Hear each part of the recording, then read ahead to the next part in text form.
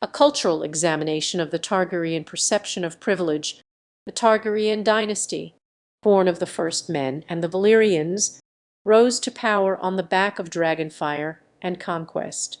But as we examine the cultural context of their rise, we begin to see the ways in which privilege seeped into their worldview.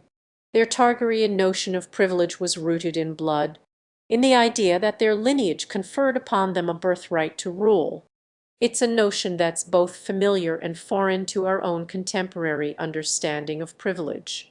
We tend to think of it as something earned through systemic power and historical advantage, rather than inherited through bloodlines. But the Targaryens were explicit about the role of family in shaping their destiny. Consider the character of Daenerys, Targaryen herself, and her own struggles with this sense of entitlement. As she asserts her claim to the Iron Throne, she does so not just as a conqueror, but as a descendant of the ancient line of dragonlords.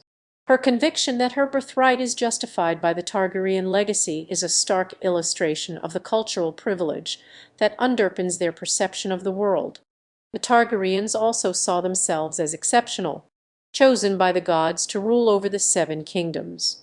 This messianic complex further underscored their notion of privilege, leading them to believe they had a duty to bring unity and order to the realm, even at the cost of individual lives and autonomy.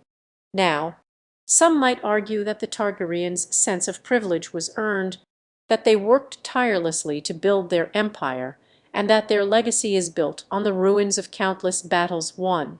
But that's a simplistic notion of history. The Targaryens didn't rise to power in a vacuum.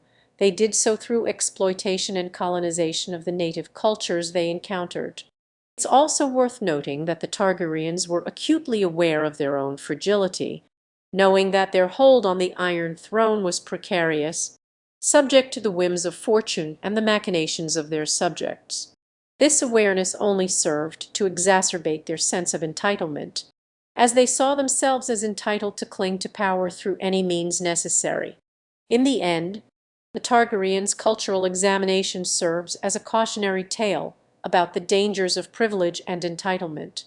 Their focus on bloodlines and divine right may have lifted them to the heights of power, but it also eroded their ability to empathize with others and to genuinely serve the interests of the people they ruled. As we grapple with our own notions of privilege in the modern era, we can learn a great deal from the Targaryens' all-consuming obsession with their own birthright.